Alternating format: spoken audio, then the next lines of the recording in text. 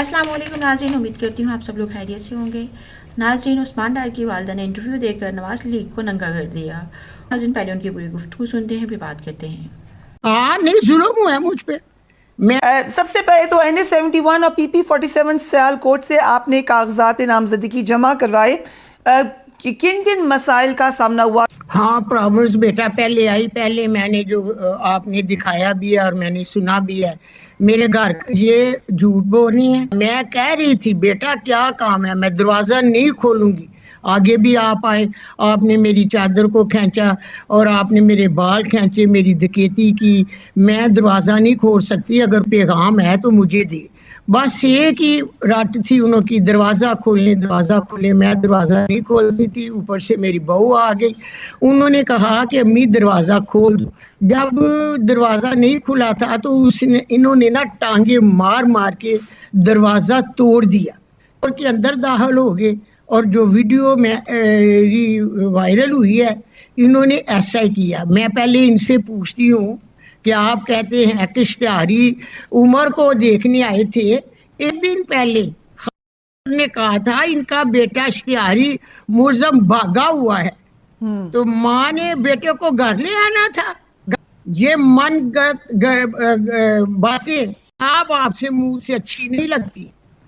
सुरेहाना साहब, क्या कोई खवातीन पुलिस थी उनके साथ, कोई लेडी पुलिस? नहीं, पुलिस के दूसरे दिन आई। इस वाकये के बाद जब मैंने पेपर जमा कराने थे, मेरे घर के इर्द गिर्द छोटी छोटी गलियों में पूरे मोहल्ले को सील कर दिया गया। मैं पूछती हूँ क्या मैं दहशतगर्द थी? घर को घेरे में लिया, छतों पर पुलिस थी, छोटी छोटी गलियों में पुलिस, हत्या के मेरे पूरे इलाके को सील किया गया था। DPO सियालकोट हैं, वो तो बड़ा क्लियरली कह रहे हैं, वो कह रहे हैं कि ये सब इल्जाम है। ये DPO वही है हसन।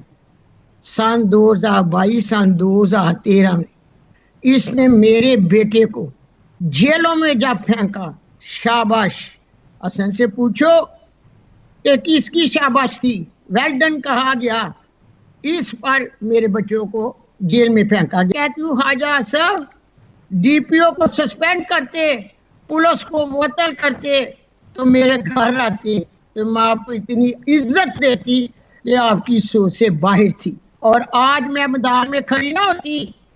मैं इसीलिए खड़ी हूँ कि आप वजीर दफा थे, आपने इंसाफ दिया मुझे। आपको यकीन है कि ख्वाजा आसिफ साहब इसमें कहीं ना कहीं से उनकी बैकिंग है? बात सुने बेटे कि जो मेरे साथ हो गया है, मेरी बेटी, मैं आपसे पूछ रही हूँ कि ऐसे डराने से, ऐसे पुल फेंकने से, मुझे हरासा करने में फायदा किसका है? मगर मैं पूछती हूँ ख्वाजा आसिफ से, अगर मैं सच की बहनी होती तो क्या ये ख्वाजा आसिफ बहन के साथ होता?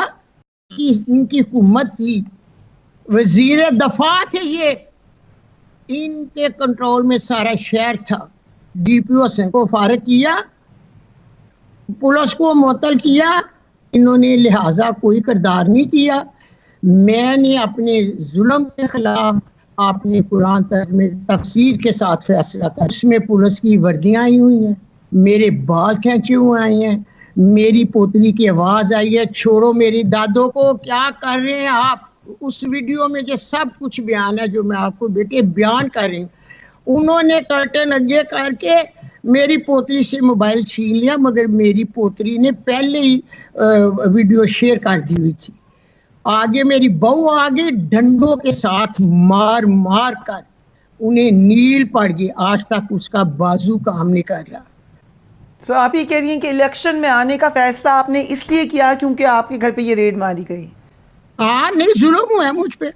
मैं जुल्म के साथ खड़े हो जाऊं, जुल्म का इंसाफ बोल वाला नहीं होगा, जुल्म मिट जाएगा।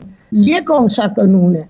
ये घर के दरवाजे तोड़कर अंदर दाखिल हो जाएं, औरतों पर हमला करें, उनकी चार दीवारी का नबी पाक सल्लल्लाहु अलैहि वसल्लम ने हुक्म दिया कि जाएं, दरवाजे तोड़ें और दाखिल हों। इस DPO से पूछो कि पुलिस भेजी थी, ये काम क्यों करवाया, इसे डिस्चार्ज करते। मैं फिर समझती ना कि ख्वाजा आसिफ को रिश्तेदारी का पास है। इस चीज़ का आप मुझे जवाब दें। जस्टिस अथा मनीला ने आपका जिक्र किया, आप शुक्रिया अदा करना चाहेंगी उनका या उनसे कोई डिमांड करना चाहेंगी अदालतों से? बेटे मैं उनका थांग गहराइयों से शुक्रिया अदा करती हूँ। मेरी दुआएं हैं अल्लाह ताला हमेशा उन्हें सेहत कामला में रखे, और एक माँ का दर्द जानते हुए ये बयान दिया। नामजदगी तो अब जमा हो गए, बतौर आज़ाद उम्मीदवार आप ये इलेक्शन लड़ेंगी या पीटीआई की तरफ से लड़ना चाहती हैं? मैं पीटीआई की तरफ से लड़ूंगी, मगर मैं इसलिए कह रही हूँ कि मैंने ये मैदान ख्वाजा आसिफ के लिए खुला नहीं छोड़ना। आपका चेयरमैन कोई नहीं है, इतनी मुश्किल वक्त में आप... मेरे लिए बेटा इमरान खां का नाम ही काफ़ी है। इमरान खां अगर दरख्त को भी कह देना कि वोट इसको डाल दो, तो इंशाअल्लाह ताला मुझे उम्मीद है कि वो दरख्त भी जीत जाएगा। पांडा साहब के बारे में बताएं, वो आप कभी सियासत में नहीं आएंगे? हालत देख के मैं कहती हूँ अब मर के आ जाते तो बेहतर था। आपने इमरान खां के खिलाफ क्यों गलत बयान दिया? मेरी ये तरबियत नहीं। से किसी ने वैसे फोन करके कहा हो कि ये बुरा हुआ है या हम नहीं चाहते थे कि ऐसा हो, कोई ऐसी माजरत हुई आपसे? नहीं, मेरे से कोई माजरत हुई। सर से चादर उतारी गई, बाल खींचे गए, जोब कोप किया गया, पाँव में शीशे मारे गए। आप मेरा साथ देते, खड़े होते, आप पुलिस को मुअत्तल करते, डीपीओ को फारिग करते। गलत बात है जो मैं कह रही हूँ। आपको दबाव से डर नहीं लग रहा? नहीं, मुझे नहीं डर रहा। उस्मान डार की वालदा की पूरी गुफ्तगू सुनी, उन पर कितने जुल्म किए गए और उनको कैसे मारा गया। हमारे मुल्क में कितनी जालिमियत है, इस मुल्क में कैसे हक और सच पर चलने वालों का जीना दुश्वार किया जाता है।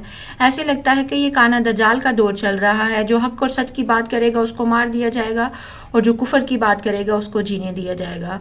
पीटीआई के लोगों पर कैसे जुल्म किया जाता है, कैसे उनकी इज्जतों को पमाल किया जाता है और कैसे उनको मार दिया जाता है, ये सब हम लोग देखते आ रहे हैं। नवाज लीग एक बात भूल चुकी है कि 8 फरवरी का दिन उनके लिए एक इबरतनाक दिन होगा, क्योंकि ये आवाम जो है वो बाशऊर हो चुकी है। आवाम सब देख रही है कौन हक और सच पर है और कौन झूठ पर है। कौन झूठे मुकदमात बनाकर पीटीआई पर जुल्म कर रहा है। उस्मान डार की वालदा पर जुल्म की शिद्दत की इन लोगों ने इंतहा कर दी। कभी रात को उनके घर पे छापे मारते और कभी दिन को। वीडियो के बारे में आपकी क्या राय है कमेंट बॉक्स में बताइएगा। अपना ख्याल रखिएगा। खुदा हाफिज।